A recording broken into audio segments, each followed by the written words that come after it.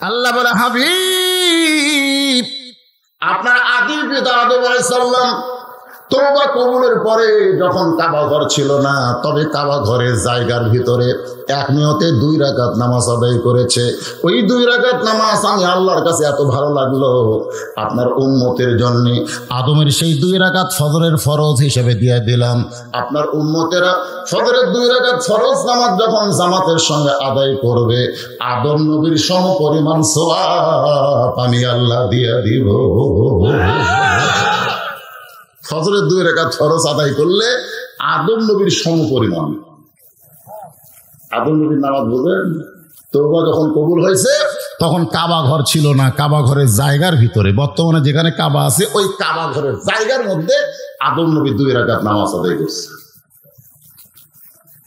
সাহাবারা জিজ্ঞেস করলেন, হুজুর তখন তো কাবা ঘর ছিল না, আদম নবী যে কাবা ঘরের জায়গায় 2 রাকাত নামাজ আদায় করলো কোন দিক হয়ে? কারণ আমরা যখন নামাজ পড়ি কোন একটা দিক হয়ে পড়ি, ধরে কোন ঠিক কিনা? আপনাদের মসজিদ বানাচ্ছেন কোন দিকে? পশ্চিম দিক। পশ্চিম দিক হলো কাবা। আল্লাহ রহমতে আপনাদের দোয়া আমি কাবা ঘর কয়েকবার দেখছি। কাবা ঘরের দরজা কিন্তু মাত্র একটা দরজা। কয় দরজা? এক দরজা হওয়া লাগতো 4টা দরজা।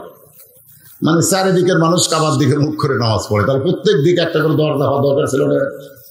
কিন্তু না, আল্লাহ দরজা রাখছে একটা, আর সেই দরজাটাই আল্লাহ বাংলাদেশের দিকে রাখছে। জোরে করে সুবহানাল্লাহ। আমি ওখানে গিয়ে মিনিট 10 কাঁদছি, আমাদের দেশের দিকে দরজা দেখে।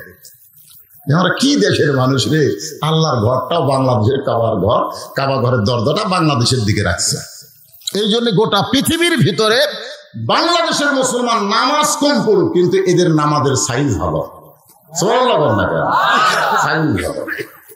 বহু দেশের মুসলমানকে নামাজ পড়া আমি দেখছি, হাত বাঁধে, হাত বাঁধার পরে 2 হাত দেন, কি করতেছে তা ঠিক নেই। আমাকে বাংলাদেশের লোকেরা একবার হাত বাঁধে ভাই, যতক্ষণ নামাজ শেষ না হবে ততক্ষণ এই আল্লাহর নিয়মগুলো, সে হুকুমগুলো সে তরক করে না। ধরে কোন ঠিক কিনা? আমি দেখছি সুদানের এক লোক, আমি নামাজের শেষদার দিছি, আমার শেষদার উপর দিয়ে পাওয়া মারছে ঘাড়ের উপর। আমি তো কে মানুষ না ভাই। আমাদের বাংলাদেশের কোন মুসলমান যদি নামাজ পড়ে, যতক্ষণ নামাজ শেষ না হবে ততক্ষণ আর সামনে দিয়ে কেউ যাবি না। ধরে কোন ঠিক কিনা? কারণ কি জানেন? আমাদের দিকে আল্লাহর কাবা ঘরের দরজা। আমরা যদি একটু নিয়ম মতো নামাজ পড়ি, তাহলে আমাদের নামাজ শুধু কাবার দিকে হবে না, কাবা বরাবর বাইতুল মামুর, বাইতুল মামুর বরাবর আল্লাহর আরশ। আল্লাহ রাসূল বলেছেন, আনতাবুদুল্লাহ কাআন্নাকা তারাহু ফাইন লাম তাকুন তারাহু ফাইন্নাহু ইয়ারাকা। যখন এক জগ পানির মধ্যে এক মুষ্টি চিনি ঘন্টন মারলে, ওই পানির মধ্যে চিনি যেমন বিলীন হইয়া যায়, শত চেষ্টা করলেও যেমন পানি থেকে চিনির আলাদা করা যায় না, বাংলার মুসলমান যখন নামাজে দাঁড়ায়, ওই মুসলমান আল্লাহর মহব্বতে নিজের অস্তিত্ব বিলীন করে দেয়। গোটা দুনিয়া ছাড়তে বললে ছাড়বে, কিন্তু এদের জীবন থেকে একটা ওয়াক্ত নামাজ এরা কোনোদিন ছাড়বে না। যারা নামাজ ধরছে আমি তাদের কথা বলছি। আপনারা যারা 5 ওয়াক্ত নামাজ পড়েন, একদিন এশার নামাজ না পড়ে আপনি ঘুমাবেন, আপনি কত বড় বাপের বেটা। চেষ্টা করে দেখেন তো ঘুম ধরবে? এই নামাজের কথা কন না কেন? একদিন খালি এশা না পড়ে আপনি ঘুম আসবেন, দেখি আপনাকে ঘুম ধরবেই না। যতক্ষণ পর্যন্ত এশা আদায় না করবেন, আপনি যে এশা আদায় করলেন, আপনার চোখে আল্লাহ ঘুম দিল, আপনি বুঝতে পারলেন আপনি জান্নাতি। আপনার নামাজকে আল্লাহ কবুল করেছে, যার কারণে আপনি সব ছাড়তে পারবেন, কিন্তু নামাজ ছাড়তে পারতেছেন না। ফজরের 2 রাকাত ফরজ নামাজ আদায় করলে আদম নবীর সম পরিমাণ সওয়াব যখন আল্লাহ দিবার চাই, নবী বলতেছে, আল্লাহ যোহরের 4 রাকাত ফরজ নামাজ আদায় করলে আপনি কেমন খুশি হবেন আমি জানতে চাই। আল্লাহ বলে, হাবিব, আপনার যে জাতির পিতা, পবিত্র কোরআন শরীফে আল্লাহ একজন নবীকে আমাদের জাতির পিতা বানায় দিচ্ছে, আপনারা বলেন তো সেই নবীর নাম কি? এটা আমার কথা না, আল্লাহর কথা। মিল্লাত আবিকুম ইব্রাহিম ওয়াসাম্মাকুমুল মুসলিমিন। সুবহানাল্লাহ। একই বিষয়ে পিতা বেশি হওয়া ভালো না। প্রত্যেকটা বিষয় আছে না, আদি পিতা হিসাবে পিতা একজন, নাম কি? আদি পিতা। হ্যাঁ, একই পিতা। আপনি যদি কোন আদি পিতা দুইটা, তা চলবে না। আদি পিতা হিসেবে কয়জন? নাম কি? আদম আলাইহিস সালাম জাতির পিতা হিসেবে কয়জন? একজন, নাম কি? ইব্রাহিম আলাইহিস সালাম। জন্ম দেওয়া পিতা হিসেবে কয়জন? একজন। এখন আপনাদের পিতা আপনারা ছিলেন। কেউ যদি বলে আমার দুই বাপে জন্ম দিছে, বুঝবেন ওর জন্মে ভেজাল আছে। কেউ যদি বলে আমার জাতির পিতা দুইটা, বুঝবেন ওর জাতির মধ্যেও ভেজাল আছে। এই জন্য একই বিষয়ে একজনকে ছাড়া দুইজন পিতা মানা যাবে না। জোরে কর না কেন? চরকের উপরে বসে আছে, আজও রশি ধরে টানতেছে। জাতির পিতা ইব্রাহিম ছোট বাচ্চার মতন ফোফায় ফোফায় কাঁদতেছে। ফেরেশতা জিবরাইল বলে, ওগো ইব্রাহিম, আপনি কাঁদবেন না। যদি আপনি চান, আল্লাহ আমাকে 600 পাকা দিয়েছে, একটা পাকার বাতাস দিব, আগুনের চুলা নিভে যাবে। আমাদের জাতির পিতা বলে, জিবরাইল, আমি কান্দি ওই আগুনের চুলার জন্য না, আগুনে পড়ার জন্য না, আমি কাঁদতেছি কারণ সন্তান যখন বিপদে পড়ে তখন বাবার কাছে সহযোগিতা চায়। কিন্তু আমি এমন একজন বাবার সন্তান, আমি বাবার কাছে সহযোগিতা চাইতে পারলাম না, বরং বাবাই আমাকে আগুনে ফেলে দেওয়ার জন্য রশি টানতিছে। আমি এমন একটা বাবার সন্তান। কি বাবা রে? সন্তান বিপদে বলল, আব্বা আব্বা বাবা, আমি বিপদে পড়ছি আব্বা, বাপের কাছে সহযোগিতা চাই। আর আমার বাপ কেমন বাপ? আমার রশি টানতেছে আগুনে ঠেলে দেওয়ার জন্য। আপনারা বলেন তো, ইব্রাহিম নবীর বাপ ভালো বাপ না খারাপ বাপ?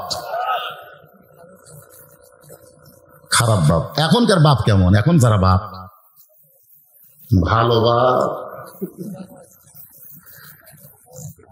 আপনার ছেলে সারাদিন আড়িয়া গরুর মতন ঘুরতেছে। সারাদিন আড়িয়া গরু, বোঝেন না? আড়িয়া গরু, আড়ে গরুর দড়ি ছেড়ে দিলে ওই গরুর কোনো ব্রেক আছে? এ কথা কর না, ব্রেক আছে?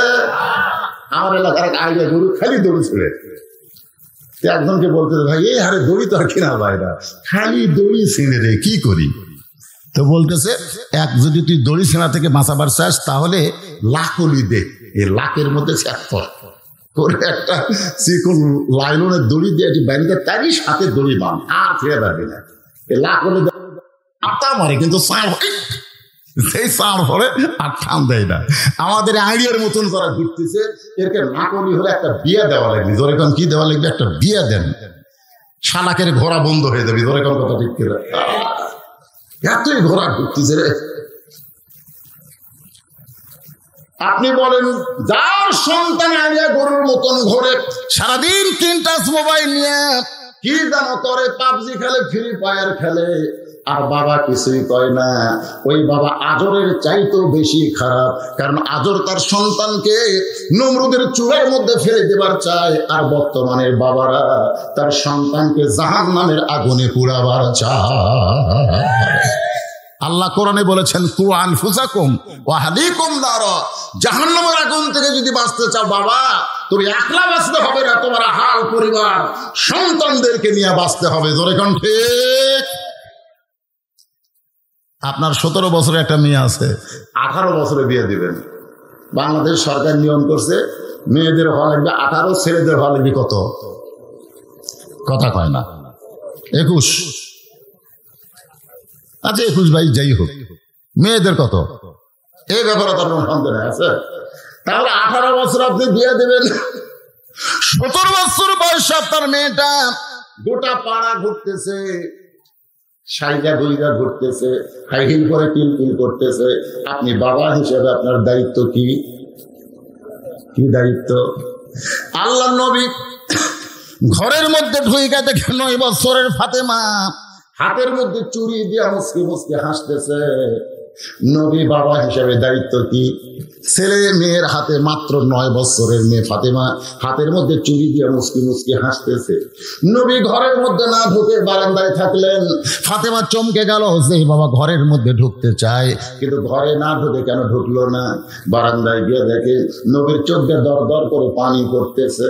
ফাতেমা বলে, বাবা কি দুঃখ আপনার মনে, এমন করে কেন কাঁদতেছেন? রাসূল বললেন, ফাতেমা যে দুনিয়াতে সাজবে মা, আল্লাহ তার আখিরাতের শ্বাস কমায়া দিবে। নবী শুধু এইটুকু বললেন, যে দুনিয়াতে সাজবে মা, আল্লাহ তার আখিরাতের শ্বাস কমায়া দিবে। সঙ্গে সঙ্গে ফাতেমা হাতের চুড়ি খুলে মাটি ফাইলা দিলেন। নবী দৌড়ে গিয়ে চুড়ি 2টা করে জামার পকেটের মধ্যে ঢুকাইলেন। ফাতেমা বলে, বাবা যে চুড়ি হাতে দেওয়ার কারণে আপনি রাগ করে ঘরে ঢুকলেন না, এখন সেই চুড়ি ফাইলা দিলাম, আপনি কেন করে জামার পকেটে ঢুকাইলেন? রাসূল বলেন, ফাতেমা তুই আমার কাছে আয়। যেই মাত্র ফাতেমা নবীর কাছে, নবী কপালে চুমো দিয়ে বললেন, মা একদিন তোর নাকে ফুল পরায় দিব, একদিন তোর কানে দুল পরায় দিব, একদিন তোর গলায় মারায় পরায় দেব। ফাতেমা বলতেছেন, কবে কবে কবে? আল্লাহ রাসূল বললেন, ফাতেমা যেদিন তোমার বিবাহ হবে। ও ফাতেমা শোনো, মেয়েরা কেবলমাত্র একটা পুরুষের জন্য সাজতে পারবে, সেই পুরুষ হলো তার স্বামী। স্বামী ছাড়া অন্য কোনো পুরুষের জন্য নারীদের সাজা জায়েজ নাই। নবী তার মেয়েকে এই তালিম দিয়েছে, ফাতেমা তুমি মনে করো না তোমার বাবা আল্লাহর নবী বলে তুমি জান্নাতে যাবা, তোমার বাবা আল্লাহর নবী বলে তুমি জান্নাতে যাবা, তোমার স্বামী আসাদুল্লাহিল গালিব বলে তুমি জান্নাতে যাবা, তোমার সন্তান জান্নাতি যুবকদের সর্দার বলে তুমি জান্নাতে যাবা, এটা কখনোই মনে করো না। জান্নাতে যদি যাবার চাও, জান্নাতের আমল করে তোমাকে জান্নাতে যেতে হবে।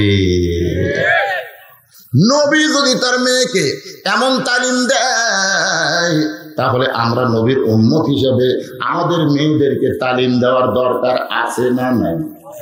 কতক্ষণ আছে না নাই? আজর যখন রশিদের টান মারল, ইব্রাহিম নবী নমরুদের আগুনের চুলার মধ্যে পড়লো।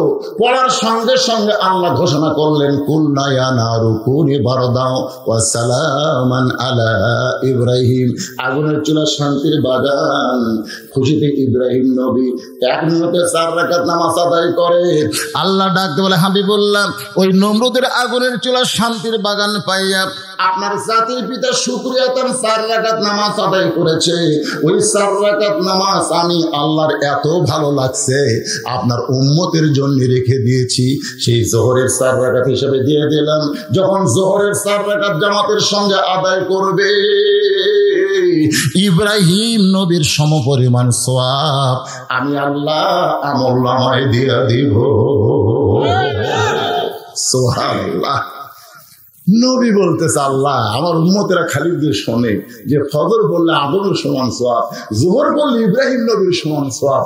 আমি ওয়াদা করতেছি আমার উম্মতেরা জীবন যাবে, গোটা জীবনে কোনোদিন ফজর যোহর কাজা করবে না। নবী আল্লাহর কাছে ওয়াদা করছে, আমার উম্মতেরা জীবন যাবে, কিন্তু ফজর আর জোহর কোনোদিন কি করবি না, কাজা করবি না। এটা কিন্তু আমরা যারা নবীর উম্মত আর যারা কাজা করতেছি, এরা শয়তানের উম্মত। কথা বল না কেন?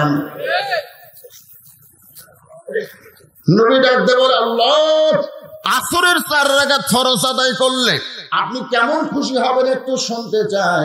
আল্লাহ বলেন, হাবিব আপনার উপর যেই কিতাব আমি নাজিল করেছি, এই কিতাবের মধ্যে সবচাইতে বেশি যেই নবীকে নিয়ে আলোচনা হয়েছে, ওই নবীর নাম হলো মুসা কালিমুল্লাহ। নবীর নাম কি? হ্যাঁ, খুবই আলোচনা করছে আল্লাহ। মুসা নবী মাঝে মধ্যে তুর পর্বতে যাইতে। কোথায় যাইতে? তুর পর্বতে। তুর পর্বতে গেলে আল্লাহর সঙ্গে গল্প হয়।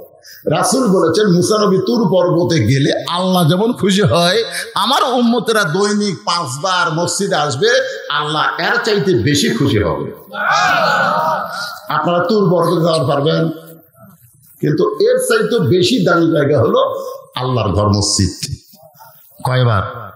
দৈনিক 5 বার। আমরা কার সঙ্গে দেখা করবার যাই? কার সঙ্গে কথা বলি? যখন ইমাম সাহেব সূরা ফাতিহা পড়ে, যখন ওটা জোরে নামাজের মধ্যে ইমাম সাহেব পড়তেছে, আমরা শুনতেছি, ঠিক কিনা বলেন? আর আস্তে নামাজে সবাই পড়ি, তাহলে আমরা কার সাথে কথা বলি? আল্লাহর সাথে। আপনি যখন বলেন আলহামদু, আল্লাহ বলে নিমানিল হাম।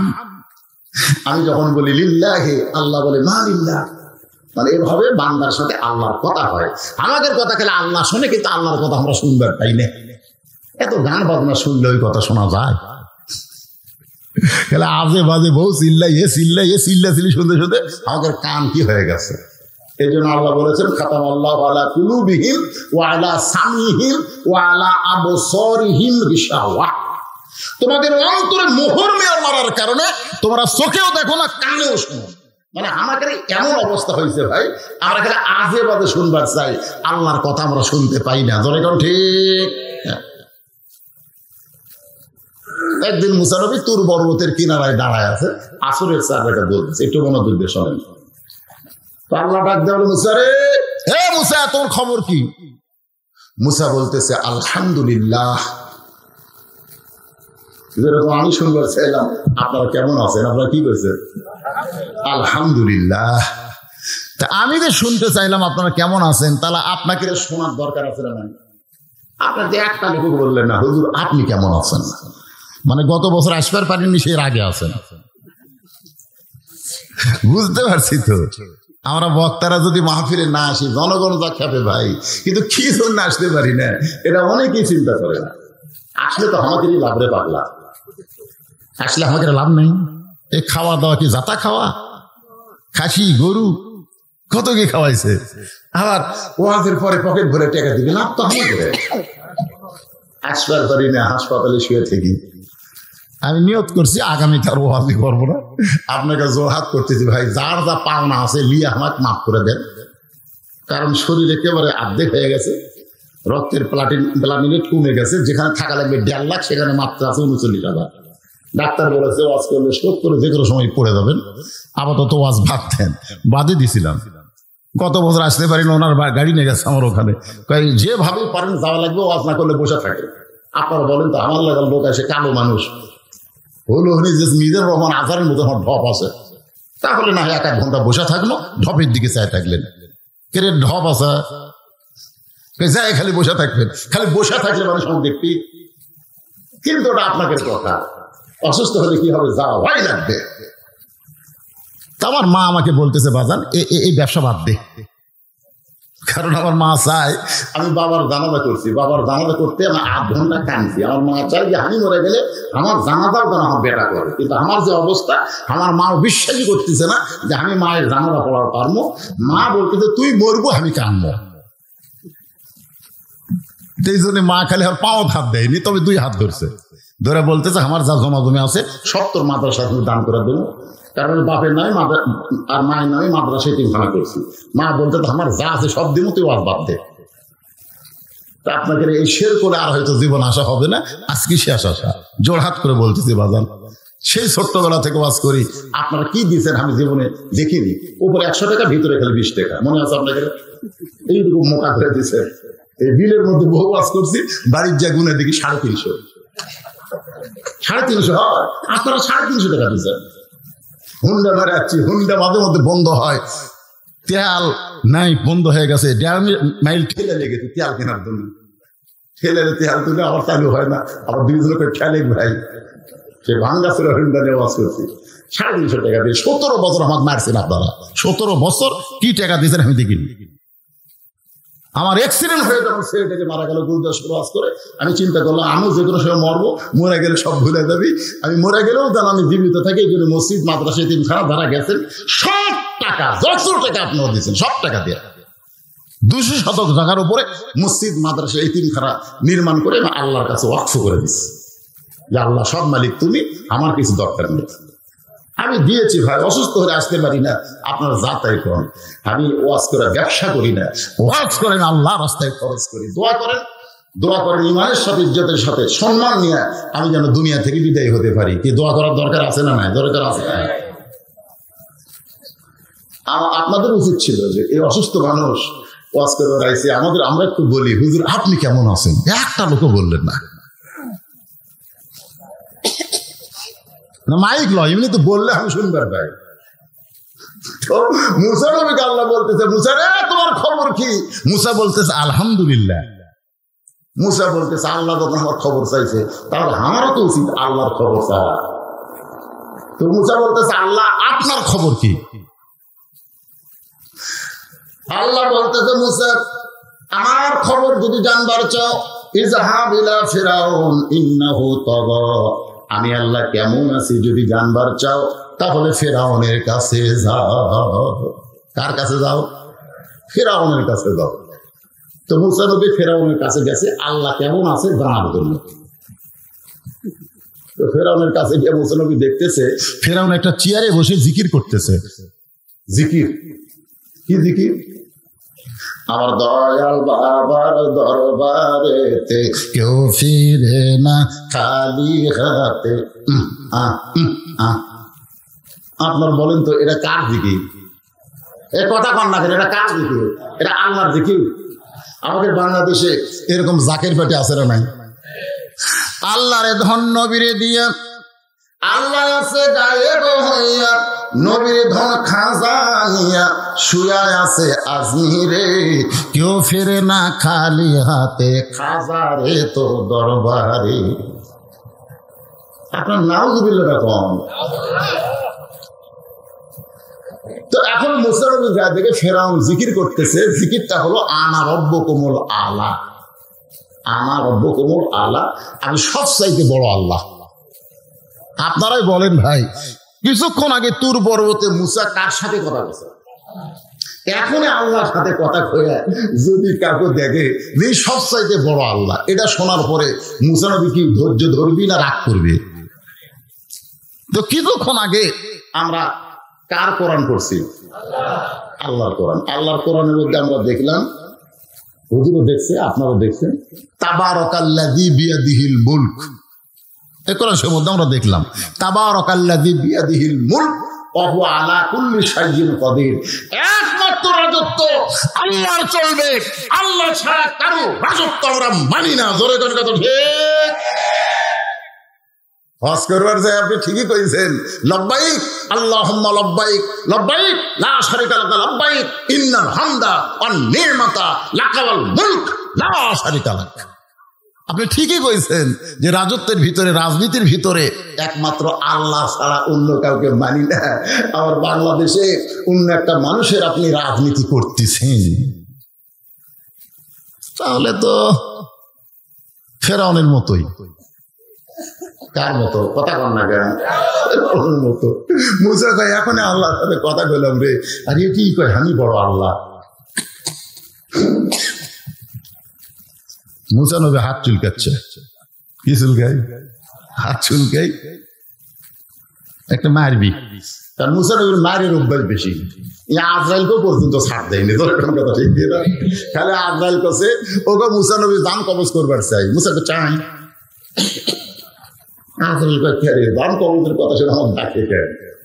আজরাইল যে আসতেছে মুসা একেবারে ডাইরেক্ট কানেকশন কার সাথে? কথা কর না কেন?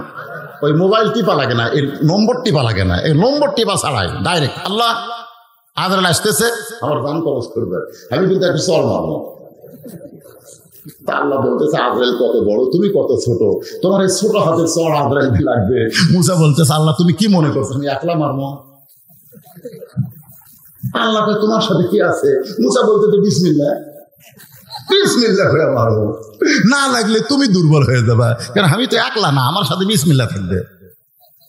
আল্লাহ কয় মুসিয়ারি বিসমিল্লাহ করে মারছে, মুসার হাতের সাথে আল্লাহর কুদরতে হাত জোড়া দিয়ে আদ্রা লোক লাগিয়েছে। এখন আল্লাহর হাতের পাওয়ার তো বুঝতেছেন ভাই, চোখের মুনি উল্টে গেছে। মুসা যখন আঙ্গুল চুলকায়, হাত চুলকায়, আল্লাহ বলতেছেন উদউ ইলা সাবিলি রাব্বিকা বিল হিকমাহ মাউইযাতিল হাসানা। আল্লাহু আকবার। মুসা রে, আমি আল্লাহ কেমন আছি জানার জন্য তোমাকে ফেরাউনের কাছে পাঠাইছি, কিন্তু ফেরাউনকে মারার জন্য নয়। যদি পারো ফেরাউনকে হিকমতের সঙ্গে দাওয়াত দাও। মুসা ডাকতে বলে রে ফেরাউন, তুমি যে জিকির করতেছ আনা রব্বুকুমুল আলা, আমি সবচাইতে বড় আল্লাহ, তুমি যে আল্লাহর দাবি করতেছ, তুমি খাও না খাওয়াও? কারণ আমি যে আল্লাহর দাওয়াত দেই সে আল্লাহ খায় না, সে আল্লাহ খাওয়ায়। আপনারা বলেন তো আমাকে আল্লাহ খায় না খাওয়ায়?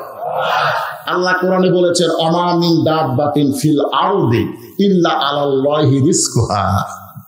পৃথিবীতে এমন কোন বিচরণশীল প্রাণী নাই যার রিজেকের ব্যবস্থা আল্লাহ করেনি। ধরে কোন কথা ঠিক? যে এদের আকাশ দিয়ে পাখি উড়ে যাওয়ার সময় পাখি যদি পায়খানা করে মাটি পড়ে একটা গাছ হয়ে যায়, হয় কি হয় না? আপনাকে যত বন বনান্তে যত গাছ, এই গাছকে আপনারা লাগাচ্ছেন, পাখি যাওয়ার সময় পায়খানা করছে, পায়খানা করে একটা গাছ হচ্ছে। যেই দেশের পাখির পায়খানা মাটিতে পড়ার সঙ্গে গাছ হয়, সেই দেশে আর যাই হোক কোনোদিন দুর্ভিক্ষ হবে না। বলে কারণ কথা ঠিক কিনা? প্রধানমন্ত্রী বুঝবার পারতেছে না, দুর্ভিক্ষ হবে। আসলে দুর্ভিক্ষ হবে না, অন্য কিছু হবে। 23 সালে অন্য কিছু হবে। এখন কি হবে সেটা আমি বলতেছি না, আপনারা বেঁচে থাকলে দেখে পাবেন কি হবে। কিছু হবে না, হবে। আল্লাহ আমাদের নূরের একটা চোখ দিছে, সেই চোখ দিয়ে আমরা দেখতেছি কিছু একটা হবে। এখন কি হবে সেটা এখন বলতেছি না। হয় বজরশিদ জেলাতে আটকা পড়বি, না হয় বাইরে থেকে হক কথা একেবারে গলা ফাটে করবি। ধরে কোন কথা ঠিক কিনা? যে কোনো একটা হবে। আজকে অতাওয়া সবিল হক অতাওয়া সবিল সবর, এই আমলের পরে আমি আপনাদের সামনে বলতেছি। আমার মায়েরা চিন্তা করতেছে হুজুর শুধু পুরুষের সামনে ওয়াজ করতেছেন, আমরা কি পুরুষের চাইতে বেশি আইছি? আমাদের কথা কি আপনাদের মনে, আপনার মনে নাই? আমি সেই মা বোনদেরকে চুপ করে রাখছি, তারা কিন্তু চুপ হয়ে গেছে। এই মা বোনদের জন্য একটু সামান্য সময় ওয়াজ করবো। ওয়া আমিলুস সালিহা, মায়েদের নেক আমল কি 4-5 মিনিট। আপনারা কি বিরক্ত হবেন? আমার মায়েরা যারা পর্দার অন্তর আছেন শোনেন, মেয়েদের সম্পর্কে আল্লাহ বলেছেন অপরনা ফি বুয়ুতিকুন্না ওয়ালা তাবাররাজনা তাবাররুজাল জাহিলিয়াতিল উলা। কতগুলো মেয়ে মানুষ বুঝলেন? এই শোনেন, আমাদের মা গুলা যদি ভালো হয়, বউগুলা যদি ভালো হয়, লাভ কার? আমাদের লাভ।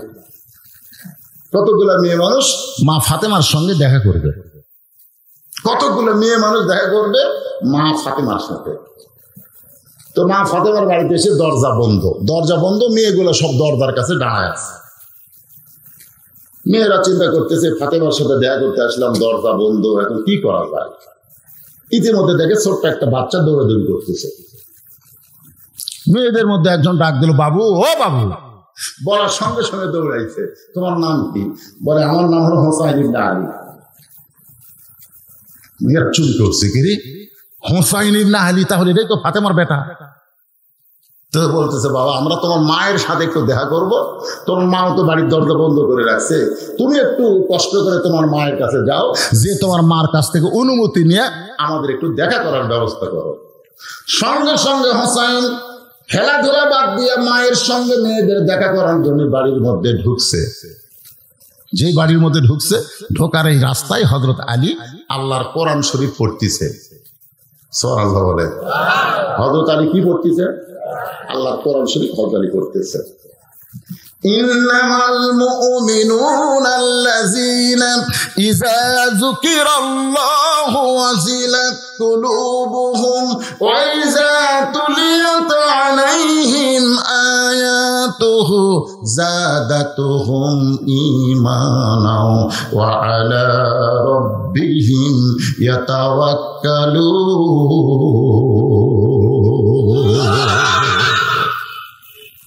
হযরত আলী আল্লাহর কোরআন শরীফ পড়তেছে, ইতিমধ্যে হোসাইন ঢুকতেছে। সঙ্গে সঙ্গে হযরত আলী কোরআন শরীফ পড়া বাদ দেন,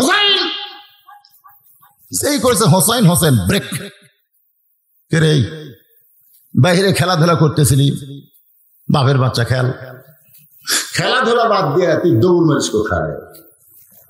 হোসেন বলতেছে আব্বু কতগুলো মেয়ে মানুষ দরজার দাঁড়িয়ে আছে, আমার মায়ের সঙ্গে দেখা করবে, আমি একটু ঢুকতেছি মায়ের ঘরে অনুমতি নেওয়ার জন্য। আলী বলতেছে পাগলা তোর বয়স কত? হোসেনকে বলতেছে তোর বয়স কত? বলে আমার বয়স কত আপনি ভালো জানেন। আলী বলতেছে এই জন্যই তো ব্রেক করাইছি, কারণ তোর যে বয়স হয়েছে এই বয়সে তুই মায়ের ঘরে ঢুকতে গেলে তোর মায়ের অনুমতি লাগবে। খালি মেয়েরা তোর মায়ের সঙ্গে দেখা করতে গেলে অনুমতি লাগবে না, তুই ঢুকতে গেলে অনুমতি লাগবে। কারণ তোমার মা এখন অন্দর মহলে আছে।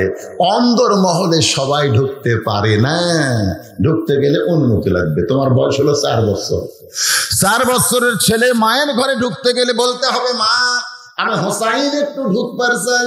মা যদি বলে 1 মিনিট পরে ঢোক, এখন ঢোকা যাবে না, কারণ এখন গায়ের মধ্যে কাপড় চোপড় ঠিক নাই। কারণ 4 বছর ছেলে যা দেখবে বুঝতে পারবে, যখন বুঝতে পারবে কি পারবে না। মা বলতে চায় 1 মিনিট পরে ঢোক, তার মানে কি সাথে সাথে ঢোকা যাবে না। তুমি 4 বছরের ছেলে হয়েছে, এখন তোমার মায়ের ঘরে ঢুকতে তোমার মায়ের অনুমতি লাগবে। আবার বাবা যদি মেয়ের ঘরে ঢোকে, মেয়ে যদি বড় হয়, তাহলে যখন তখন বাবা মেয়ের ঘরে ঢুকতে পারবে না। ঢুকতে গেলে মেয়েরও অনুমতি লাগবে। ঠিক রাখান।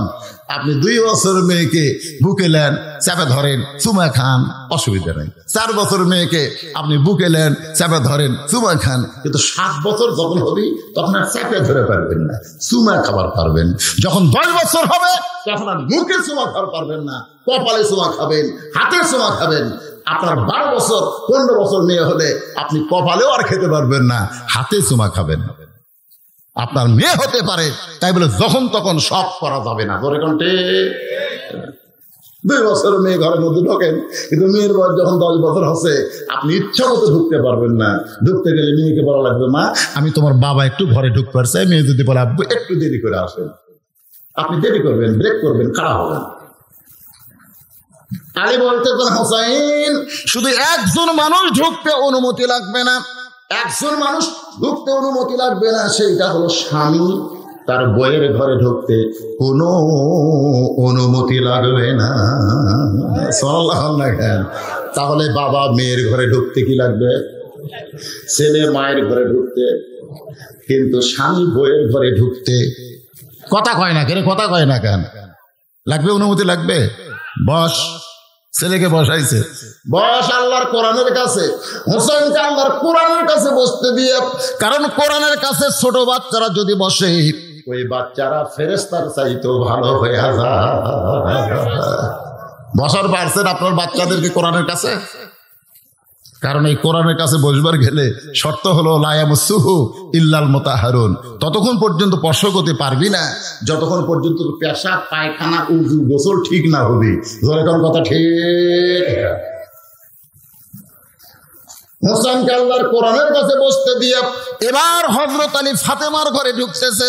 রে মায়েরা, বোনেরা, যারা পর্দার অন্তরালে একটু মনোযোগ দিয়ে শোনেন। হযরত আলী ফাতেমার ঘরের মধ্যে ঢুইকা দেখতে পায় ফাতেমা বাম হাতে জাতা ঘুরাই আর ডান হাতে আল্লাহর কোরআন তেলাওয়াত করে। হযরত আলী অন্তর্মহলে ঢুকে দেখতেছে ফাতেমা এই বাম হাতে কি ঘুরাচ্ছে? জাতা, বোঝেন?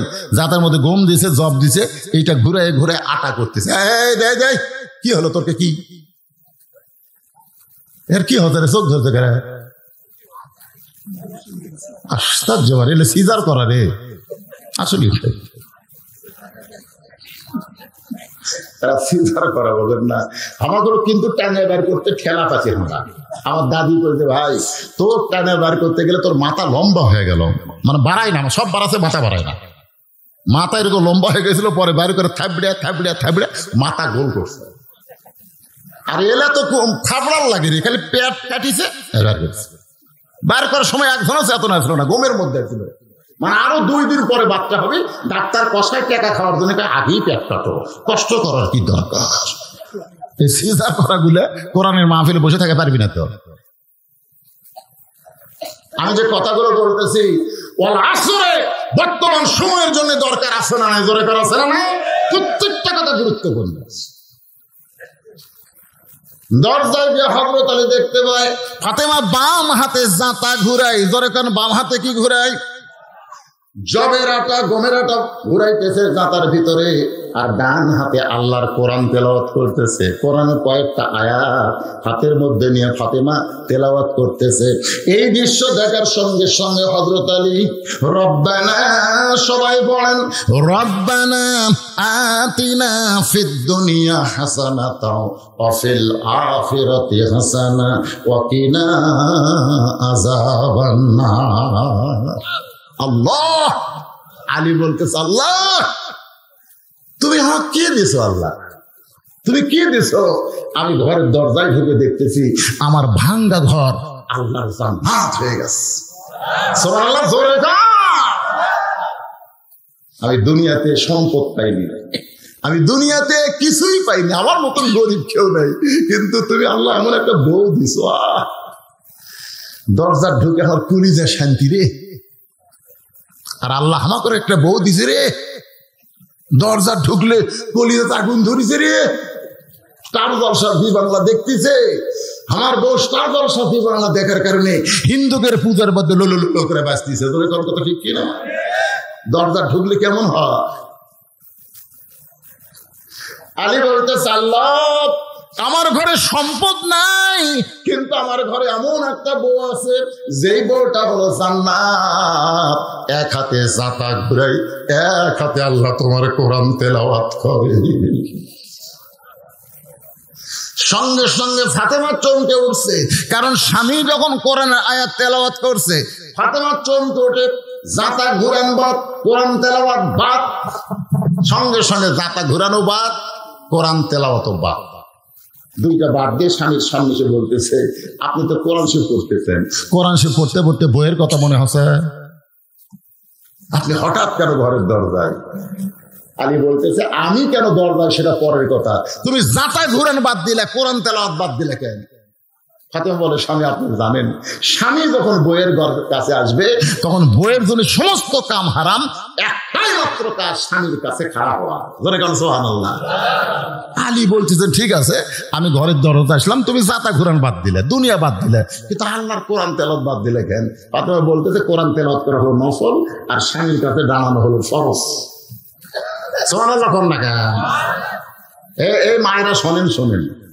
ফাতেমা বলতেছে, আল্লাহর নবী বলেছেন, আল্লাহর পরে কাউকে যদি সিজদা দেওয়ার হুকুম থাকতো, তাহলে প্রত্যেকটা বউকে বলতাম স্বামীর পায়ে সিজদা করো। এই কথার দ্বারা নবী বুঝাইলেন আল্লাহ ছাড়া কাউকে সিজদা দেওয়া যাবে না, কিন্তু আল্লাহর কাছে বউদের কাছে সবচাইতে দামি এই মানুষটাই হইল তার স্বামী। আপনি যখন ঘরে ডাকছেন তখন আমার এই কোরআন তেলাওয়াত লাগবে না, নফল কোনো ইবাদত লাগবে না। রাসূল বলেছেন, স্বামীর অনুমতি ছাড়া বউদের নফল ইবাদত করা যাবে না। যদি স্বামী দেখে বউ নফল নামাজ পড়তেছে, যদি স্বামী বলে দিদি, সঙ্গে সঙ্গে নামাজ বাদ দেওয়া লাগবে। জি কি বলেন? এই যে নামাজ পড়তেছে, নামাজের মধ্যেই কথা বলা লাগবে, যদি নফল হয়। শুধু ফরজ নামাজ যদি বউ আদায় করে, স্বামী ডাকলে কথা বলা যাবে না যতক্ষণ সালাম না ফিরাবে। আমার কথা কি বুঝতে পারলেন? স্বামীর হুকুম ছাড়া বউ কোনো নফল রোজা রাখা যাবে না। যদি কোনদিন স্বামী বলে রাতে ঠান্ডা লাগে গো, আসো দুপুর বেলা গোসলের আগে একটু, বউ বলতেছে নাউজুবিল্লাহ, কি কোন, আমি রোজা আছি। আল্লাহ ভাই তোর রোজা পানি ছেড়ে দে, তোর স্বামী ডাকছে, তুই রোজার বাহানা দিয়ে স্বামীর কাছে যাসনি, এই রোজা আমি আল্লাহ কবুল করব না। স্বামীর গুরুত্ব দেন না, স্বামী ডাকলে কথা কয় না, রহিমা কথা কয় না, ও রহিমা কথা কয় না। 3 বার যখন ডাকছে, রহিমা কি এত ডাকেন কেন, আমার কাজ না, তোর কি কাজ? স্বামী ডাকলে সব কাজ লাগতি মার, একটাই কাজ স্বামীর কাছে খারাপ হওয়া। জোরে করেন সুবহানাল্লাহ। ফাতেমা বলে, স্বামী গো, আপনি যখন ঘরের মধ্যে ঢুকছেন, আমার একমাত্র কাজ হলো আপনাকে খুশি করা। বলেন কি করতে? বলে, ফাতেমা আমি ঢুকতে চাইনি, ঢুকতে চাইছিল তোমার ছেলে হোসাইন, কিন্তু হোসাইনকে থামায় দিয়ে আমি ঢুকছি। কতগুলো মেয়ে মানুষ দরজায় দাঁড়িয়ে আছে, ওই মেয়ে মানুষগুলো তোমার সঙ্গে দেখা করতে চাই। তুমি ফাতেমা যদি অনুমতি দাও তাহলে মেয়েদের জন্য দরজা খোলা হবে। ফাতেমা বলে, স্বামী গো, আমার কোনো আপত্তি নাই, মেয়েরা যদি আমার সঙ্গে দেখা করতে চায় তাহলে আপনাকে কষ্ট করে পর্দার ব্যবস্থা করা লাগবে। মেয়েরা যদি আমার সঙ্গে দেখা করতে চায় আপনাকে কষ্ট করে পর্দার ব্যবস্থা করা লাগবে, কারণ পর্দার ব্যবস্থা করা এটা নারীদের দায়িত্ব না পুরুষের দায়িত্ব? জবান খুলে একটু কথা বলেন। আপনার বউ যদি বেপর্দা হয়ে ঘোরে, বউয়ের কোনো দোষ নাই, সব দোষ আপনার। আপনি মনে করছেন হুজুর আমার বউয়ের পর্দার ওয়াজ আপনি করেন, আমার ওয়াজ দিয়ে আপনার বউ পর্দা করবি না। ভাই ফাতেমা বলতে স্বামী গো আপনাকে কষ্ট করে পর্দার ব্যবস্থা করা লাগবে। আলী বলতেছে রে ফাতেমা মেয়েরা মেয়ের সঙ্গে দেখা করবে, এখানে আবার পর্দার কি করা লাগবে? ফাতেমা বলে স্বামী আপনি জ্ঞানের মাস্টার হবার পারেন, জ্ঞানের রাজা হবার পারেন, কিন্তু পর্দা বিষয়ে আমার চাইতে আপনি কম জানেন। সুবহানাল্লাহ না কেন? ফাতেমা স্বামীকে বলতেছে যে স্বামী সম্পর্কে রাসূল বলেছেন আনা মাদিনাতুল ইলমে আলী বাবুহা, আমি হচ্ছে ইলমের শহর, আলী হচ্ছে তার দরওয়াজা। আর সে আলীকে বলতেছে আপনি জ্ঞানের রাজা হতে পারেন কিন্তু পর্দা বিষয়ে আমার চাইতে আপনি কম জানেন। আপনারা বলেন তো বউ যদি স্বামীকে বলে কম জানেন না, তখন স্বামীর মন খুশি হয় না বেজার হয়? কথা কয় না, কারণ প্রত্যেকটা স্বামী চায় যে বউয়ের চাইতে আমি বেশি জানি। আমার মায়েরা যারা পর্দার অন্তরে ওয়ামিলুস সলিহাত নেক আমলের মধ্যে আপনাদের পর্দার কথা আছে, স্বামীর খেদমতের কথা আছে। এই কথাগুলো আমি আপনাদের বোঝানোর জন্য বলতেছি। মা একটু মনোযোগ দিয়ে শোনেন। মুসা নবী বলতেছে ফেরাউন রে তুই যে আল্লাহর জিকির করতেছিস, তুই যে জিকির করতেছিস আর সেই জিকিরের মধ্যে বলতেছিস আনা রব্বুকুমুল আলা, আমি সবচাইতে বড় আল্লাহ, তুই খাস না খাওয়াস? তুই কি খাস না খাওয়াস? আমি যে আল্লাহর গোলামি করি, যে আল্লাহর তাবলীগ করি, যে আল্লাহর জিকির করি, সে আল্লাহ খাওয়ায়, সে আল্লাহ কোনোদিন খায় না। তখন ফেরাউনের কাছে একজন প্রধানমন্ত্রী বসে আছে। ধরে কোন কি মন্ত্রী? আসরের 4 রাকাত নামাজ কিন্তু আপনাকে শোনাচ্ছি, কি বিরক্ত হচ্ছেন? প্রধানমন্ত্রীর নাম হলো হামান। ধরে কোন নাম কি? হামান সাহেবের থেকে বলতেছে আমার আল্লাহ খায় না, আমার আল্লাহ খায়, মানে আমার আল্লাহ দে ফেরাউন। সেই জন্য হামান বলতেছে আমার আল্লাহ খায়। মুসা বলতে তুই তো ফেরাউনকে নষ্ট করলি রে। আজকে আমাদের বাংলাদেশে এরকম কিছু হামান মার্কা মন্ত্রী আছে যারা জীবনে চেয়ারম্যান হবার পারবি না, বিনা ভোটে এমপি মন্ত্রী হয়, এর কে যা মশানো আছে ভাই, জোরে কোন কথা ঠিক না। মুখে যা আসে তাই কয়। এক হামান মন্ত্রী গত পূজার মধ্যে বলছিল হিন্দু করো, তোমাদের ঠাকুরকে আমার কথা একটু বলো। মুসলমান মন্ত্রী হিন্দুদের বলতেছে তোমাকে ঠাকুরকে আমার কথা একটু বলো। শালা চাপাত দুটা মারা দরকার। প্রত্যেক নামাজের রাকাতে লা সালাতা ইল্লা বিফাতিহাতিল কিতাব, নামাজ হবে না সূরা ফাতিহা ছাড়া। আল্লাহ বলতেছে ইয়াকা না'বুদু ওয়া ইয়াকা নাস্তাইন, যা কিছু আছে আমার কাছে বল। জোরে তোর কথা ঠিক কি না? আমি ছাড়া শোনার কে আছে রে? 3টা চৌকিদার আমাকে বললো হুজুর হিন্দুদের পূজা পহরা দিয়ে আমাকে লাভ আছে। হুজুর কি লাভ দেয়? হুজুর ওই যে খাবার দিয়ে দেয়, ওই শালা তো খাবার পারে না, আমরাই খাই। পায়েস দেয়, লাড়ু দেয়, ঘিয়ের লাড়ু দেয়, মুখের আগে দিয়ে যায়, ওগুলা তো গেলে ছায়া থাকে, আমরা সমানে খাই। আমি বললাম ভাই এবার কি দেখলে? হুজুর একটা মারাত্মক জিনিস দেখছি, আপনি বলা যাবে না। আমি বললাম কেন বলা যাবে না? আপনি তো বক্তা মানুষ, স্টেজে বলে দিবেন। আমি বললাম না রে ভাই বলবো না, কি দেখছিস কর। হুজুর খাইয়া তো আমরা মোটা হয়ে গেছি, ঘুম ধরে গেছে। হঠাৎ ঘুমোতে চেতন ভাই দিকে এই রাত 10 হাত ওরই সামনে খাবার আছে, এক কুত্তা খাচ্ছে, এক কুত্তা সমানে খাচ্ছে, ওইখানে চাই আছে হাত নিয়ে, 10টা হাত নিয়ে চাই আছে। কুত্তা খেতে দেওয়ার পারে না, কিন্তু পরে কুত্তাকে আমরা খেতে দিল, ওরা আসা গেছে। শালা নমস্কার করিস, ওই কুত্তা খেতে আমার পারে না রে।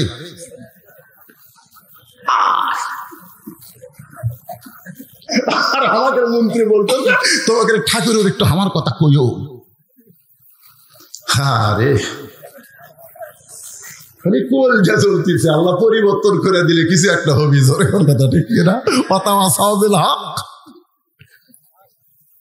এখন পারতিস না, খালি অ্যাঙ্গেলে মেরে যাচ্ছি ভাই।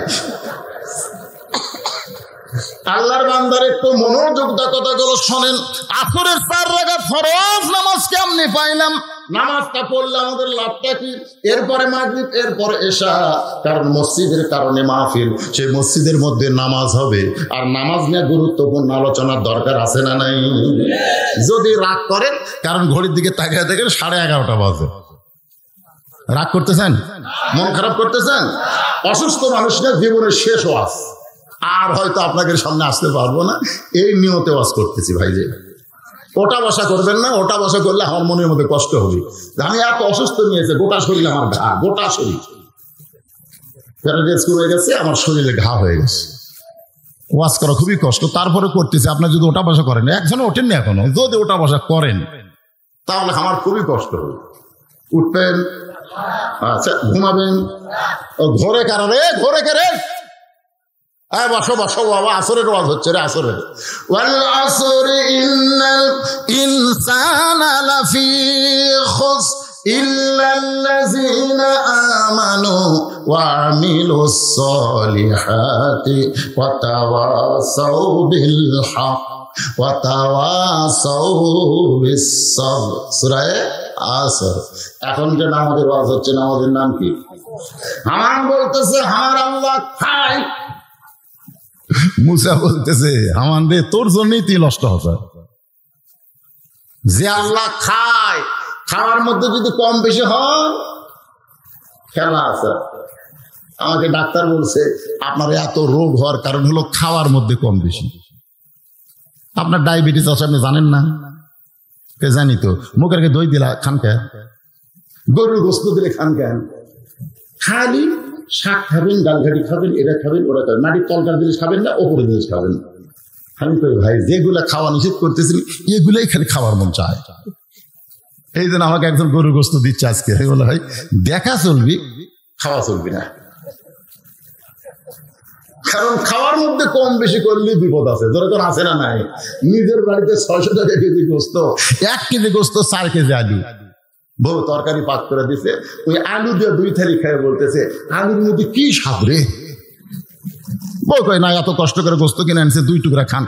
বগুনের বেটি, গোস্ত খাওয়া লাগবে না, ঠিক আছে।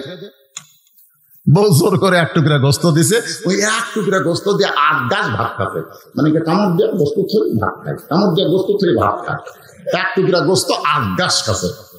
পরের দিনেই লোকটা অন্য এক বাড়ির দাওয়াত পাচ্ছে, 4 কেজি গোস্তের মধ্যে 1 কেজি আলু।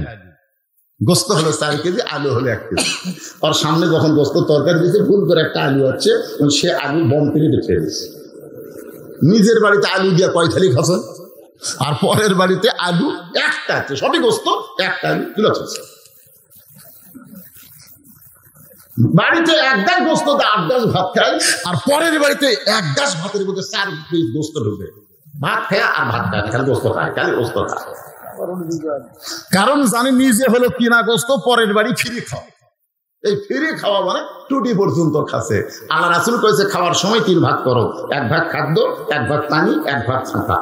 এই তরিকায় যদি খাও, তোমার কোনোদিন এই বুকের চাইতে পেট উঁচা হবে না। কিন্তু আমরা খাওয়ার বসে ইচ্ছা মতো খাই, এক সময় দেখা যাচ্ছে বুক এটি, পেট এটি, মনে হয় 10 মাসে পোয়াতি। জোরে কোন কথা ঠিক কিনা? কেন মরদ মানুষের পেটে বড় হবি খাই।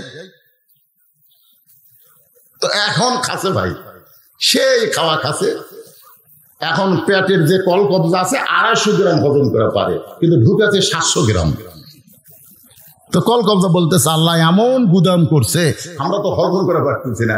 আল্লাহ তো স্ট্রাইক কর, স্ট্রাইক কর। এই হজম করার যন্ত্র স্ট্রাইক করছে, গোস্ত পছন্দ হচ্ছে। এখন মধ্যে ধুমা ঢেকুস মারতেছে। আশেপাশে লোকজন কয় কে রে, তোর ভোটের থেকে পচা পচা গন্ধ পাড়াই কে, মানে হজম হয়নি, পচে গেছে। তুই তো বাঁচবি না, তোর ধুমা ঢেকুস হয়। তাড়াতাড়ি ডাক্তারের কাছে না, ডাক্তারের কাছে গেলে হজমি জারক জাইমেট একজন ছেলে কাছে একসঙ্গে স্পিরিট আর টাইগার খান। স্পিরিট, টাইগার, 7 আপ, পেপসি সব খাওয়ার কারণে আপাতত যেগুলো পচা গেছিল এগুলো সব পানি হয়ে গেছে। ধরে কোন কি হয়ে গেছে? এখন পানি হয়ে গেলে কি হবি? তরকার জিনিস যে গিরে আছে, এই গিরে আলগা হচ্ছে। এর নাম হলো পাতলা পায়খানা। জোরে বলেন কি পায়খানা? এর নাম হলো ডিসেন্ট্রি। মুসা বলতে ফেরাউন, এইরকম যদি কোনোদিন হয়, আনা রব্বুকুমুল আলা, তুমি সবচাইতে বড় আল্লাহ, তাহলে তোমার অবস্থা কি? ফেরাউন মনে করেন পায়খানা করবার গেছে, পেটে কামড় মারছে, বসে গেছে, আবার উঠছে পানি খরচ করে, আবার পেটে কামড় মারছে, আবার বসে গেছে, আবার উঠছে পানি খরচ করে, আবার পেটে কামড় মারছে, আবার বসে গেছে। খালি যখনই বসতেছে খালি ধরধর করে পাতলা পায়খানা। একবার পায়খানায় দিয়ে 4-5 বার উঠা বসা করার শেষবারে যখন ফেরাউন উঠতে চায়, শরীরে আর কোনো শক্তি নাই, কাত হয়ে পায়খানার মধ্যে পড়ে গেছে। আনা রব্বুকুমুল আলা, কাত হয়ে গেছে। ধরে কোন কি হয়ে গেছে? উদু ইলা সাবিলি রব্বিকা। মুসা হিকমতের সাথে দাওয়াত দিচ্ছে। এখন ফেরাউন কাত হয়ে বলতেছে, এ আমার সাঙ্গ পাঙ্গ তোমরা কোথায় রে? আমি আল্লাহ হয়ে দুর্বল হয়ে কাত হচ্ছি, তোমরা টানিয়ে বের করো। ফেরাউনের সাঙ্গ পাঙ্গ পায়খানার দরজা খুলে দেখে আল্লাহ কাত, এরকম কি কাজ?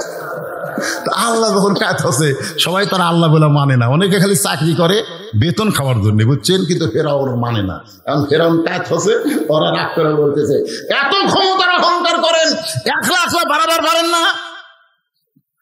আজকেও বাংলাদেশের অনেক ফেরাউন আছে ক্ষমতার অহংকার করে, দুইজন মাজা ধরছে আর জবান খুলে বলতেছে খেলা হবি, মাজা ছেড়ে দিলি টপ করে পড়বি, ধরে কর কথা ঠিক কিনা?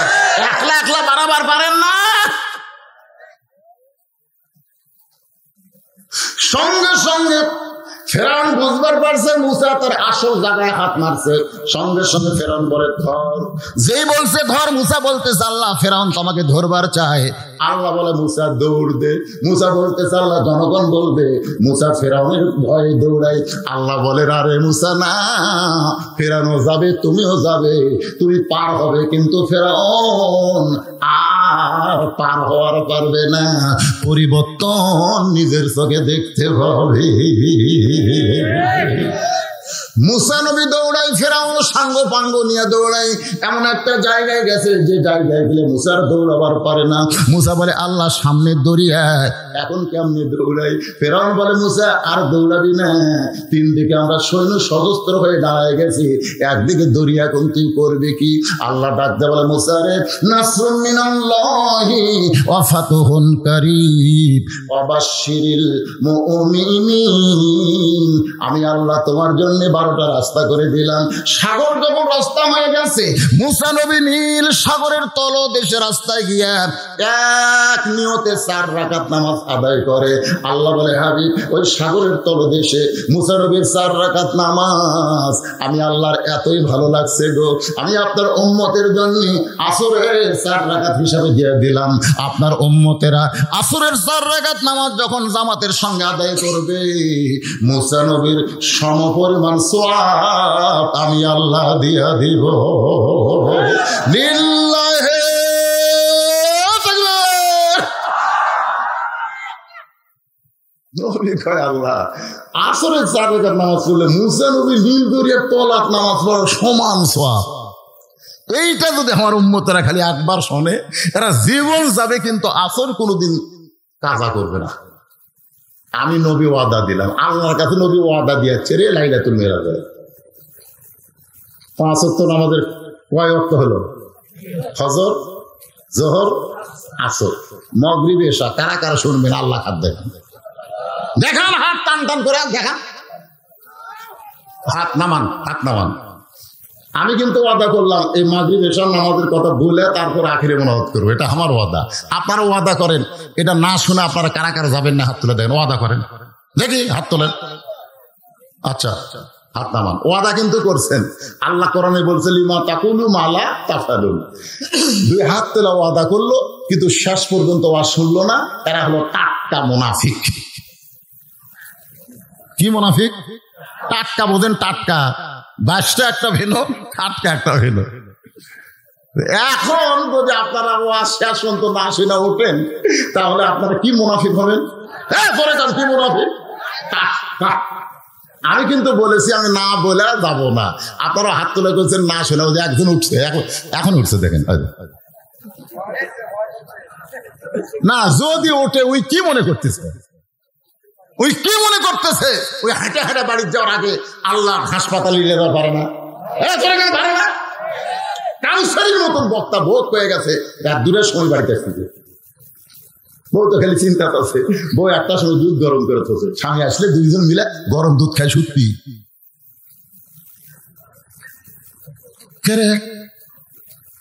সাতকার সাহাবী খবর দিল আপনার স্বামী 2টার মধ্যে যাওয়া পারতেছে না। বউ কয় 2টা না বাজে 2:30 বাজে, 10 মিনিট দেখি। আর ভাবারই করে কি আছে না, তোর হাসপাতালে মরছে। আর তুমি, আমি বলতেছি টাটকা মনে হয়, তারপরে তুমি মাজা তুলে হো করে চলে যাও। হ্যাঁ, এত বড় সাহস করতে গেল রে। এ কে গেল রে? গেছে না বাচ্চা? বাচ্চা, হ্যাঁ বাচ্চা। কি আর কি করতেছে মসজিদ? আমি মনে করছি হয়ে গেছে, পরে শুনতেছি না হুজুর এটা নিচের তলা, যে নামাজ পড়া যাবি না, এটা মাটি দিয়ে ভরাট করা লাগবে। তোকে কি করে উপরে আবার করা লেগেছে, হায় হায় রে, এই ডবল খরচ এই মসজিদ করার জন্য 27টা বাড়ি লিয়ানে খেয়ে গেলাম। অনেক দূর যে নামাজ পড়া লাগে, তারা তার চেয়ে নদীর ওই পার বারবার যাওয়া আসা করা যায় না, অন্তত 5 ওয়াক্ত নামাজ আমরা এখানে আদায় করবো। গরিব মানুষ, হাউস বেশি, সাহস করতে বেশি, টাকা নেই, এই জন্যে আপনাদের দাওয়াত দিচ্ছে, আপনারা আসছেন। তো 10টা মিনিট যদি আল্লাহর ঘরের জন্য আপনাকে কিছু দেওয়া লাগে, দেব না তাই করবেন? কম দেবো না, আল্লাহকে আমার টাকাও পড়েনি, তোর টাকা ছাড়া মসজিদ হবে, কিন্তু তুই জান্নাত যাওয়ার পারবি না, তোর টাকা ছাড়া মসজিদ হবে। আমার মসজিদ ধরেছে পৃথিবীতে, মসজিদ হয়নি এমন নজির দেখা যায়নি। ধরে কোন কথা ঠিক কিনা? মসজিদ হবে, আপনার না দিলে অন্য কারো টাকা দেওয়া হবে। কিন্তু আমরা কেন অন্য কারো টাকা নেব? যারা এখানে বসে আছেন আপনারাই দেবেন, লাগবে না। এই এক গাদি দিছে, এক গাদি, ইনশাআল্লাহ মসজিদ হয়ে যাবে। কিবা হবে না? মেয়ে মানুষের থেকে মাশাআল্লাহ, এই মেয়ে মানুষের গুলো বলা লাগবে রে, এই দেন তো দেন, মেয়ে মানুষের এরকে আচ্ছা ঠিক করছে। এ মায়েরা আপনারা দান করছেন, পাওয়া গেছে, মা নাম বলার দরকার নাই, খাদিজার সঙ্গে আল্লাহ আপনাকে জান্নাত দিয়ে দিক। ধরে করে আমি আমিন আপনারা জোরে কম, মাশাআল্লাহ দোয়া আছে মা, ওরা কিন্তু আমার এগুলো খুশি হয়। হ্যাঁ বসেন, সকলে বসেন। এখনই মাগরিবের ইশার আলোচনা হবে। লা ইলাহা ইল্লাল্লাহ, লা ইলাহা ইল্লাল্লাহ, লা ইলাহা ইল্লাল্লাহ মুহাম্মাদুর রাসূলুল্লাহ। ইয়াকুব নবী বাস করিতেন কেনানে, সবার চাইতে ভালোবাসতেন ইউসুফকে। আপনারা সকলে ঘটনা জানেন, ইউসুফকে 10 ভাই কূপের মধ্যে ফেলে দিয়েছিল, সেখান থেকে ইউসুফ নবীকে বিক্রি করা হলো। জুলাইখা লালন পালন করে এক সময় লালসা পূরণ করার জন্য অন্যায় কাজ করতে চাইলো। ইউসুফ যখন রাজি হলো না, ইউসুফকে জেলখানায় বন্দী করা হলো। বিনা দোষে দোষী করে ইউসুফ নবী জেলখানায় বন্দী হলো। সেখান থেকে আল্লাহ তাকে মুক্ত করে এক সময় মিশরের প্রেসিডেন্ট বানিয়ে দিল। যে 10টা ভাই তাকে কুয়ার মধ্যে ফেলে দিয়েছিল, 10টা ভাই তার কাছে খাবার গুনে সাহায্য প্রার্থনা করলো। ইউসুফ নবী তার ধৈর্য ধারণ করে তাদের মাফ করে দিল। বাবা ইয়াকুবের সঙ্গে যখন দেখা হয়, ইয়াকুব নবী 2 হাত বাড়ায় দিছে ইউসুফকে বুকের মধ্যে নেওয়ার জন্য। আল্লাহ বলে ইন্নামা আমওয়ালুকুম আওলাদুকুম ফিতনা। এত বছর পরে আমি আল্লাহ ইউসুফকে তোমার বুকে দিচ্ছি, অথচ আমার শুকরিয়া তুমি কি করেছো? সঙ্গে সঙ্গে এক নিয়তে ইয়াকুব নবী 3 রাকাত নামাজ আদায় করে, 2 রাকাত ইয়াকুব, 1 রাকাত ইউসুফ। আল্লাহ বলেন হাবিব, ওই 3 রাকাত নামাজ আমার এতই ভালো লাগছে, আপনার উম্মতের জন্য মাগরিবে 3 রাকাত ফরজ হিসাবে দিয়ে দিলাম। আপনার উম্মতেরা মাগরিবে 3 রাকাত নামাজ জামাতের সঙ্গে যখন আদায় করবে, ইয়াকুব ইউসুফ নবীর সমপরিমাণ সওয়াব আমি আল্লাহ দিয়া দিব। আমাদের নবী দুনিয়াতে আসার আগে 500 বছর আগে একজন নবীকে আল্লাহ দুনিয়া থেকে 4র্থ আসমানে নিয়ে গেছে। সেই নবীর নাম হলো ঈসা নবী। জোরে বলেন নাম কি? ঈসা নবীকে আল্লাহ যখন দুনিয়া থেকে আসমানে নিয়ে যায়, ঈসা নবী আল্লাহকে বললেন, আল্লাহ দুনিয়াতে মানুষ মরার জন্য যায়, কিন্তু আমার তো মৃত্যু হলো না, এখান থেকে একটা শিক্ষা আমাদের গ্রহণ করতে হবে। দুনিয়াতে মানুষ থাকার জন্য আসে না মরার জন্য আসে? এ ভাই সবাই বলেন, আপনারা কি থাকার জন্য না মরার জন্য? একে সত্যি কথা, মরা লাগবে, মরা লাগবেই, কিন্তু যেভাবেই হোক আমাদের মৃত্যু হবে। এমনকি যে আজরাইল আমাদের জান কবজ করে, সে আজরাইলকেও মরতে হবে। কুল্লু নাফসিন যায়কাতুল মাউত, তার মধ্যে আজরাইল আছে না নাই? আল্লাহ যখন বলে আজরাইল খোঁজ করে দেখো তো আর কেউ আছে? আজরাইল কয় আল্লাহ সব খুঁজে দেখছি, কেউ নাই। আল্লাহ কয় ভালো করে খোঁজো, আজরাইল বলতেছে আল্লাহ ভালো করে খুঁজছি, কেউ নাই। আল্লাহ বলে আছে রে, আজরাইল কয় নাই। আল্লাহ কয় তাহলে তুমি? আজরাইল করছে আল্লাহ আমার কথা তো মনেই নাই। আল্লাহ কয় এখন জান তোমার কবজ করো। আল্লাহ কয় আমার জান আমি কিভাবে কবজ করবো? জনগণের জান, পশু পক্ষীর জান তুমি যেভাবে কবজ করছো তোমার তো সেভাবে কবজ করো। আজরাইল বলবে আল্লাহ আগে যদি জানতাম আমার জান আমাকে কবজ করা লাগবে, তাহলে এই দায়িত্ব আমি নিতাম না। আল্লাহ কান্দা কান্দা তোমার কাছে ফেরত চাইতাম। একটু মনোযোগ দিয়ে শোনেন, কুল্লু মান আলাইহা ফানিউ ওয়া ইয়াবকা ওয়াজহু রাব্বিকা যুল জালালি ওয়াল ইকরাম। শুধু আল্লাহ ছাড়া বাদ বাকি সবাই ফানা হবে, সবাইকে মৃত্যুবরণ করা লাগবে। আল্লাহ কয় ঈসা তোমারও মৃত্যু হবে। ঈসা বলতেছে আল্লাহ আমার মৃত্যু কি চতুর্থ আসমানে হবে? আল্লাহ কয় ঈসা রে আবার তোমাকে দুনিয়াতে প্রেরণ করা হবে। ঈসা বলতেছে আল্লাহ কবে আবার নবী করে প্রেরণ করবেন? আল্লাহ কই নবী করে নয়, বিশ্ব নবীর উম্মত করে তোমাকে প্রেরণ করা হবে। যেই বলেছে বিশ্ব নবীর উম্মত করে প্রেরণ করা হবে, সঙ্গে সঙ্গে ঈসা নবী খুশি হইয়া 4 রাকাত নামাজ পড়ে বলে মাবুদ নবী করে আমার দুনিয়াতে প্রেরণ করেছেন, আমি তেমন খুশি হইনি আল্লাহ, কিন্তু শেষ নবীর উম্মত করে আমারে প্রেরণ করবেন, তার শুকরিয়া তাই 4 রাকাত নামাজ আদায় করলাম। ঈসা নবী আমাদের নবীর উম্মত হওয়াতে যদি খুশি হয়, আপনারা বলেন তো আমরা খুশি না বেজার? তাহলে সকলে বলেন নবী না হয়ে দুনিয়ার না হয়ে ফেরেশতা আল্লাহর হয়েছি উম্মত আপনার, তার তরে শুকর কোটিবার। ঈসা নবী 4 রাকাত নামাজ আদায় করলে আল্লাহ বলে হাবিব চতুর্থ আসমানে ঈসা নবীর 4 রাকাত নামাজ আমি আল্লাহর এতই ভালো লাগছে, আপনার উম্মতের জন্য এশার 4 রাকাত ফরজ হিসেবে দিয়ে দিলাম।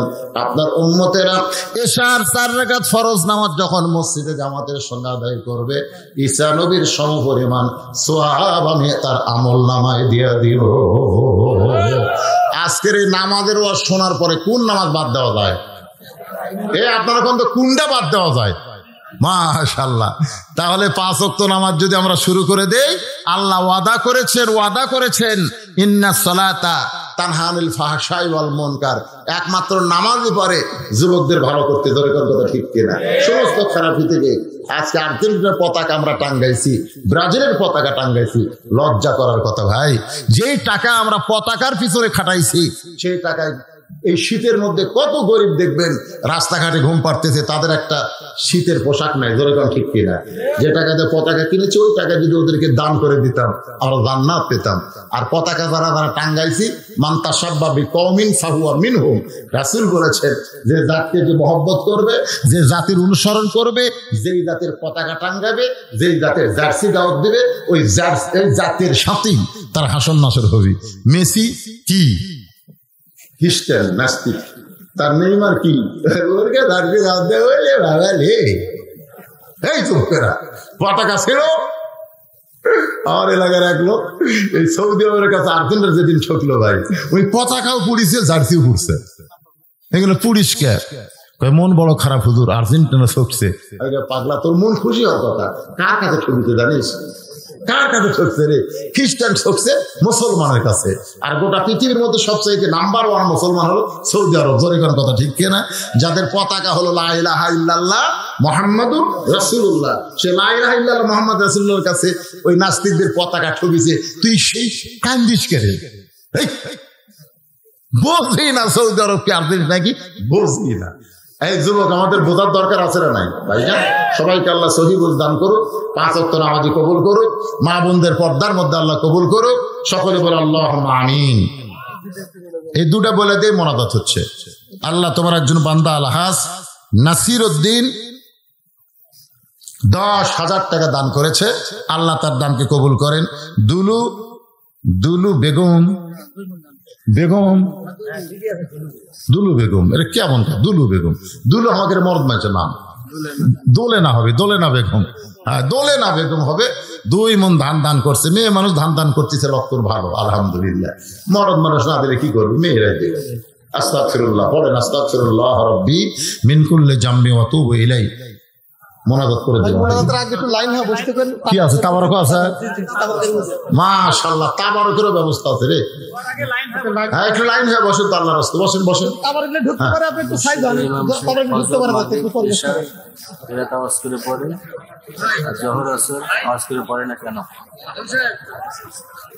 কি করলেছে মসজিদের ইমাম সাহেব ফজর, মাগরিব, এশা এ সময় কেরাত আওয়াজ করে পড়ে এবং জোহর আসর আওয়াজ করে পড়ে না কেন? আল্লাহ কোন? এটা আল্লাহর হুকুম। মা তাকুমুর রাসূলু ফাখুযুহু ওয়া মা নাহাকুম আনহু ফান্তাহু। আমাদের নবী আমাদের যেটা শিক্ষা দিয়েছেন আমরা সেই শিক্ষা অনুযায়ী চলবো। তোরা ঠিক কিনা? আসর জোহরে নবী আসতে বলেছে, মাগরিব ফজর এশায় জোরে পড়েছে, এই নবীর অনুসারে আমরা অনুসরণ করতেছি। এখানে কোনো প্রশ্ন চলবে? মায়ের কাছে কোনদিন প্রশ্ন করছেন, মা আমি তাকে আব্বা ডাকি, কেমনে আব্বা হলো? কেমনে আব্বা হলো? মা যদি কয় তোর মন চায় আব্বা ডাক, না হয় ডাকিস না, কেমনে হলো আমি বলবার পারবো না। ইসলামের কিছু প্রশ্ন আছে যেগুলো প্রশ্ন করা যায় না। একজন আমাকে বলছে যে হুজুর সূরা ফাতিহা হলো কোরআনের মা, তো কোরআনের বাপ কোন সূরা? আমি বললাম করে পাগলা, নবীর কথা মতো সূরা ফাতিহা কোরআনের মা পাইছি, বাপ তো পাইনি। তুই যখন বাপ শুনবার চাস তাহলে শোন, ঈসা নবী বাপ ছাড়াই জন্ম হয়েছে। ঈসা যদি বাপ ছাড়া জন্ম হয়, কোরআনও বাপ ছাড়া মায়ের মধ্যে তো হতে পারে। ধরে কোন কথা ঠিক কিনা? তো যাই হোক, এগুলো আমাদের প্রশ্ন করা ঠিক না। ভাই লাইন হয়ে বলছেন আপনারা? যারা তবরক দিবেন তারা কি রেডি? তবরক আলা রেডি হয়েছেন? মোনাজাতের মধ্যে দিবেন না পরে দিবেন? মোনাজাতের ভিতরে দিবেন। তাহলে তারা রেডি হবে না, হইচই করবেন না। আপনারাও হাত না তুললেও আমিন আমিন করবেন। তাবারক দিচ্ছেন, আমিন আমিন করে তাবারক দিবেন। আল্লাহুম্মা আমিন, আল্লাহুম্মা আনতাস সালাম ওয়া মিনকাস সালাম, তাবারাকতা ইয়া যাল জালালি ওয়াল ইকরাম। আয় আল্লাহ, অসুস্থ শরীর নিয়ে সেই মাগরিবের নামাজের পর থেকে রাত 12:30 বাজতেছে, আল্লাহ দীর্ঘ সময় পর্যন্ত তোমার পাগল বান্দা বান্দিরা আরামের বাড়ি আরামের ঘুমকে বাদ দিয়া কোরআন হাদিসের মহব্বত করে যার মধ্যে নিয়া এই জান্নাতের বাগানে বসে বসে আলোচনা শোনার শেষে আমি গুনাহগারের সঙ্গে রহমতের দরজায় ফকির হয়ে দোকানা হাত তুলেছে। মেহেরবানি করে আজকের মাহফিল আমাদের সকলের হেদায়েতের জন্য, নাজাতের জন্য, জান্নাতের জন্য কবুল করো। এই মাহফিলের শুরু থেকে শেষ পর্যন্ত যত আলোচনা হয়েছে আল্লাহ, এর মধ্যে যদি ত্রুটি হয়, ভুল হয়, মাফ করে দিও। এর জাহাদিয়া মঞ্জুর করো। সোনার মদিনায় নবী পাকের রওজা মুবারকে আল্লাহ কবুল করো। মদিনা কত সুন্দর নাম, মদিনা যে মানুষটা কত সুন্দর, ইমানের হালে যদি চাঁদ ভরা মুখে একবার দেখতে পায়, তার জন্য আল্লাহ জাহান্নামের আগুন হারাম করে দেয়। কত স্বপ্ন দেখেছি জীবনে, এমন একটা স্বপ্ন আমাদের দেখার তৌফিক দিও আল্লাহ, যে স্বপ্নে নবীজির সোনা মুখ আমাদের নসিব হয়। তামাম আম্বিয়ায়ে কেরাম, আসহাবে কেরাম, তাবিঈনে কেরাম, উম্মাহাতুল মুমিনিন, জান্নাতুল বাকি, জান্নাতুল মাওয়া, পৃথিবীর যত গোরস্থানে যত মুর্দা শুয়ে আছে আল্লাহ সকলের আরওয়াহ ফরেহা দিয়া কবুল করো। ও মাবুদ, এই কান্দিপাড়া গোরস্থানে যত মুর্দা শুয়ে আছে আল্লাহ সকলের কবরকে জান্নাতের টুকরা বানিয়ে দাও। আমরা যারা হাত তুলেছি, আমাদের জনম দুঃখনী মা যাদের কবরে চলে গেছে, ছোট্ট একটা শব্দ হলো মা, এই দরদের মা যাদের কবরে গেছে আল্লাহ মেহেরবানি করে মায়ের কবরকে জান্নাতের টুকরা বানিয়ে দাও। বাবার বাড়িঘর সবই আছে, আমি সহ আমরা যারা বাবা হারাইতিম হয়ে গেছি আল্লাহ মেহেরবানি করে বাবার কবর জান্নাতের টুকরা বানাও।